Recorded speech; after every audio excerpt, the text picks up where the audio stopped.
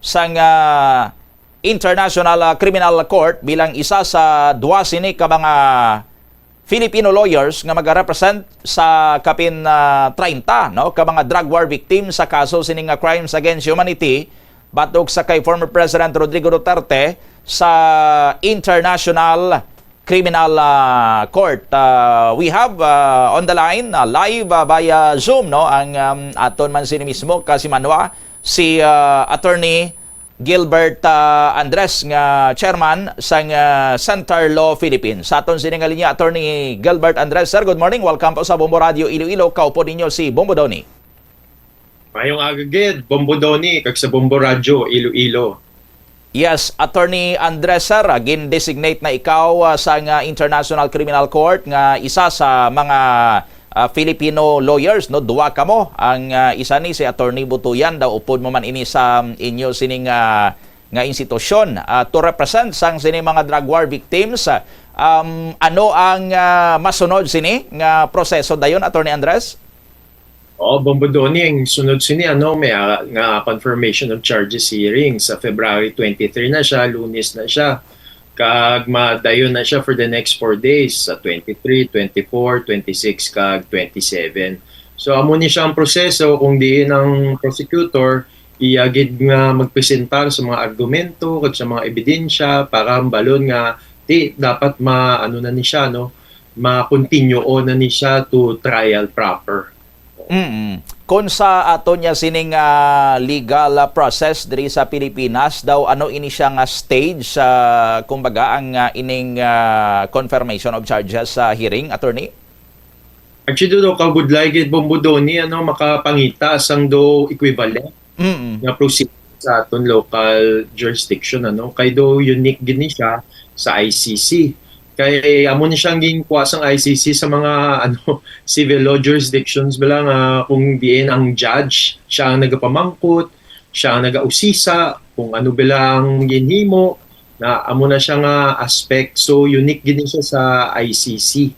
So amo na do kabudlay gid nga gaan sang do equivalent nga di proceedings. Pero ginahimo ni siya para mabalan dayon kung masunod bila sa trial proper para expedited o hindi siya usik chimpo. Okay. So sa confirmation of charges, we understand na schedule na inisang ICC. So ma-appear na gid kamo sini with the drug war victims, attorney? Oo, ma-appear kami. Oo, pero sa mga drug war victims hindi ko sila required nga gid in person. Kay balaman sang ICC nga may mga risgo sa ilang seguridad.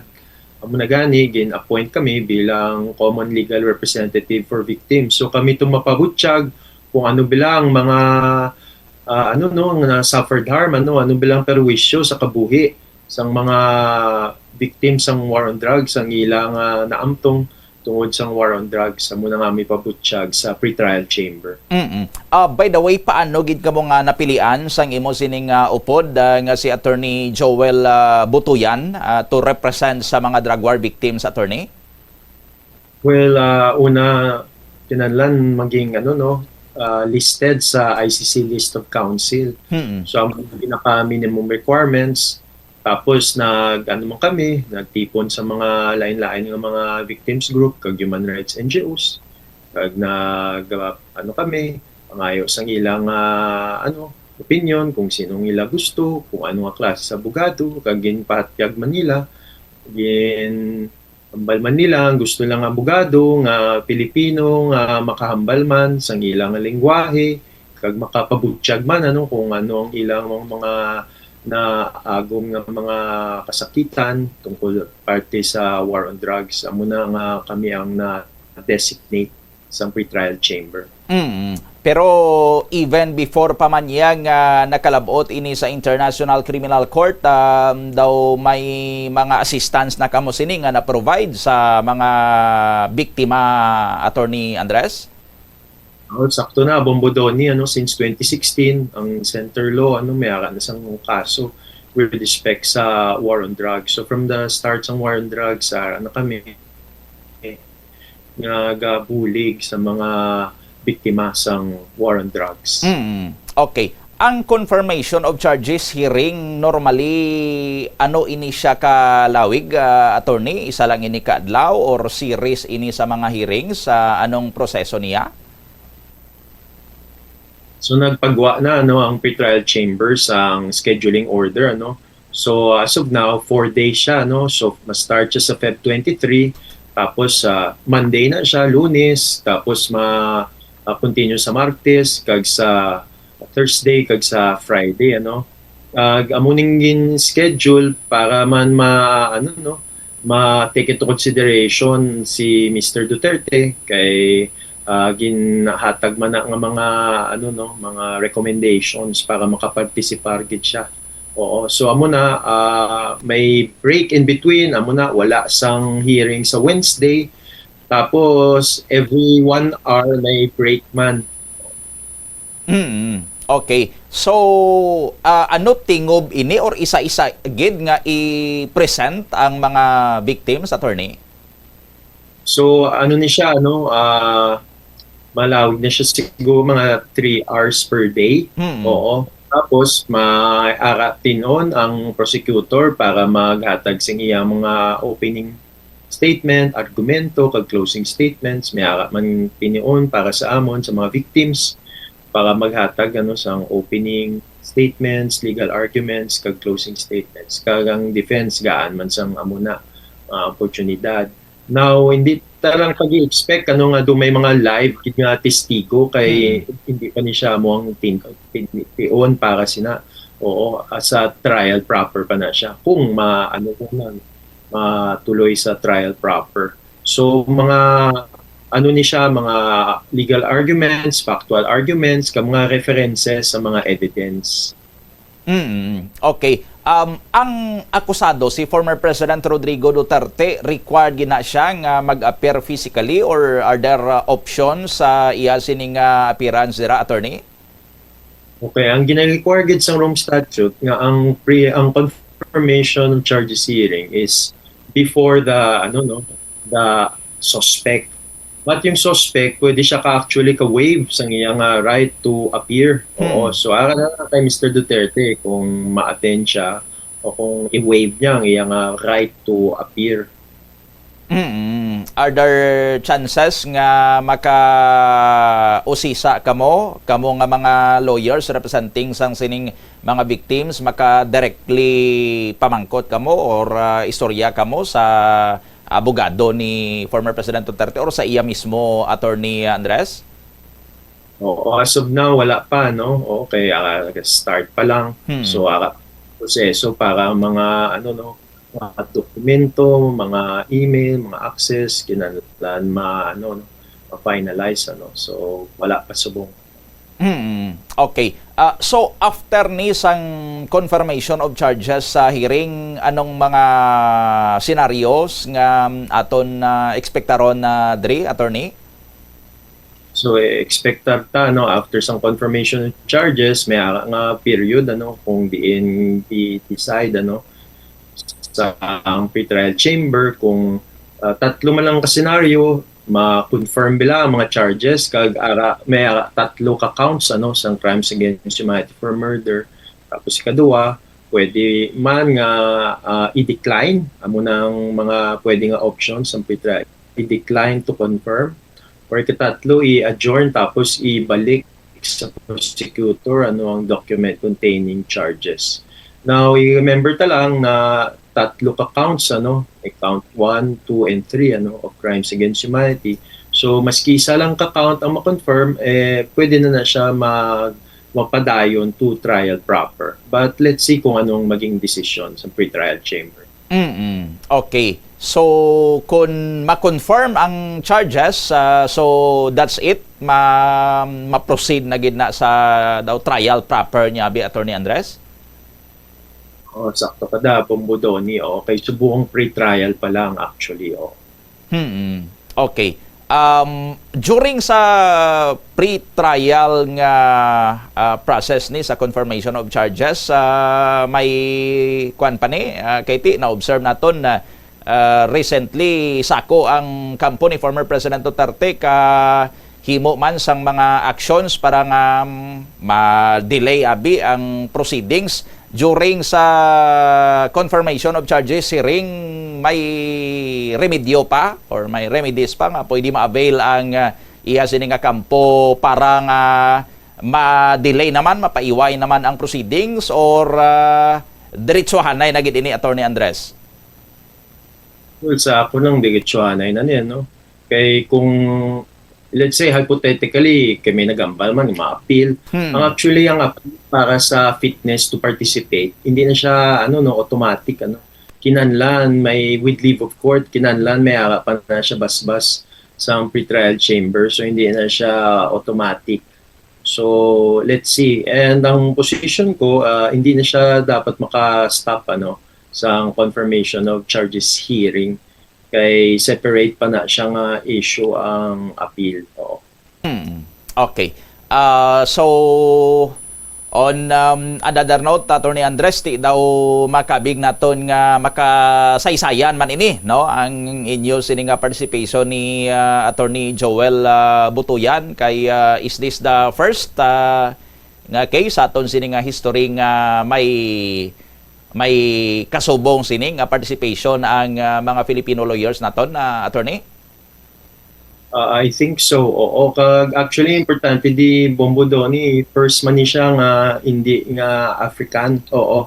Nga suspect kay usually ang sa ICC from African states mga Yes. kaso. So, this is the first na non-African, first Asian nga suspect nga na-arrest kid. So amo ni very historic ni siya even from the viewpoint of international criminal justice. Okay. So since historic ini may mga nakita abi ikaw Attorney Andres sir nga aside sa paglagas naton sang hustisya sa mga drug war para sa mga drug war victims nga mapasabat kung may kinahanglan gid man sini nga mapasabat sa accused, anong mangin significant sa abi sini Attorney Andres ang kwanya kumbaga ang iya sini nga impact sa international community? Dako ning impact sa international community kay butsing naga-work gid man ang international criminal justice system. Importante man ni siya sa ICC para ipakita nga patas lang, wala lang siya naga-focus sa isa ka continent. Ang focus niya is any international crime anywhere in the world. So amo ni siya ang meaning kag significance para sa international community. Kag syempre ang respect for human rights and the rule of law. Okay. Attorney Andres, idugang ko na lang kay hindi lang man si former President Duterte ang akusado or ang suspect sa sining kaso. In fact, diri sa Pilipinas, ginabantayan na diri kung sino ang masunod sining co-accused niya nga dakpon man. Kung madakop gid man siya kay may ari gani diya sang mga way na nagapakita daw nagapuro panago na because ang mga rumors nga siya or sila nang masunod sining dakpon sa pertaining sa sining confirmation of charges sa hearing. Ang iba niya siniya nga mga co-accused ni former President Duterte, anong mangin mangin kapalaran niya nila sini Attorney? Okay, as of now, wala pa siya sang co-accuser, co-suspect, actually technical term siya buong suspect. Kung Yes. ma-confirm, accused na siya. So, wala pa takabalo technically, kay ang pinaka-first step gid sa ICC is application for arrest warrant. Pero based sa procedures, ang ICC, secret na ang isa ka application for arrest warrant. Amo na gani, last year, may ginpamangkot sa ICC spokesperson, hindi niya ma-confirm or ma-deny kaya wala siya information. So, amo na. But we hope, sa pati sa mga biktima sa war on drugs, nga may ara pa ng mga iban nga suspect nga ma-issuehan sa ICC arrest warrant. So, amo nang pinalan nato na hulaton. O, kaya ang inanga step para gina siya sa Office of the Prosecutor. Pero ang pag-apply sang warrant of arrest di na naga-originate halin ina sa mga victims kag sa inyo abi bilang mga representative sang sining mga victims gani, or waay na iya sinadra sang role ang mga victims ni sa pag-apply for the issuance sang warrant of arrest, attorney? Okay, ang application sa arrest warrant, Office of the Prosecutor, ang nag-file, kag gina-file niya na sa pretrial chamber. Kag gina siya nga proseso, wala na siya may ginagaan sang any notices, munang tawag ng ex parte, managani sealed na siya, secret na siya, para hindi man mapabutyag sa magiging subject sa arrest warrant, nga may ara na siya gali arrest warrant. Kaya ginagaan, sang importansya sang ICC nga dapat ma-implement ang iyang mga arrest warrants nga gina-issue. Okay. Attorney Andres, sir, lastly, for the benefit sang aton man sini nga mga kabombo from other areas, no? Base makasabat mo ini in Tagalog or in Taglish man ang akon sini nga masunod sini nga pamangkot. At long last, Attorney Andres, after several delays, mangyayari na talaga yung confirmation of charges hearing dito sa kaso ni former President Rodrigo Duterte. So what would the public expect dito sa mangyayaring proceedings, Attorney Andres? Opo, expect po natin na itong proceedings na to 4 na araw at least, at ito pong proceedings na to magbibigay po ng mga argumento yung prosecutor kung bakit dapat ituloy po sa trial proper yung charges po laban kay Mr. Duterte. At mga biktima din naman po ay magbibigay din po ng mga hinaing, lalong-lalo na sa mga perwisyo po na kanilang na-experience po at nadulot ng war on drugs. So mga perwisyo sa kanilang pamilya, sa kanilang mga kamag-anak pong pinatay sa war on drugs. At bibigyan din pagkakataon ng defense. Kaya ito pong makikita natin sa 4 na araw starting po February 23. Again, will the former president be required to appear in person sa chamber, or does he have other options sa kanyang magiging participation, Attorney Andres? Well, ang requirement talaga ng isang confirmation of charges hearing ay dapat before siyang umattend, pero pwede siyang tinatawag na mag-waive ng kanyang right to be present. So, kailangan natin hintayin kung anong magiging desisyon ni Mr. Duterte. Pero ang sigurado natin, sinabi po ng pretrial chamber na fit to participate si Mr. Duterte sa pretrial proceedings. With this, pagkakataon po na ibigay dito sa Bombo Radio na makapanayam kayo, Attorney Gilbert Andres, thank you good sa imo, sir, kag good luck sa inyo sining pag-represent sa mga victims. Madamogin nga salamat, Bombo Doni, kag mabuhay po tayo.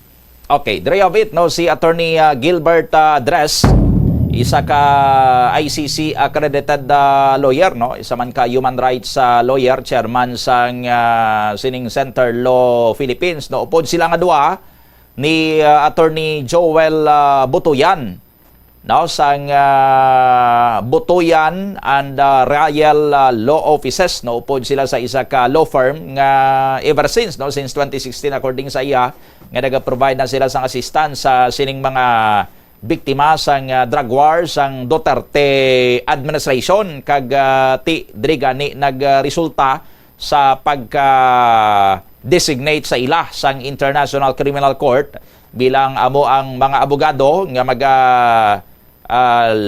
represent, no, legally sa sining kapin sa 30 ka mga drug war victims nga nag file, no, sang sining kaso again sa kay former President Rodrigo Duterte kag sa iban pagid nga mga suspects sa sining crimes against humanity case. Galing kay si former President Duterte pa lang na priso, subong kay siya pa lang ang gin-issuehan sang warrant of arrest. Ti balantayan pa dili kon ang iba niya nga mga co-accused kon san o iya ma-issuehan sang warrant of arrest, kag dakpon man kon madakpan, kag dalon man dito sa International Criminal Court kag didto man mga tubang sang sining nga nasambitan niya karon nga kaso.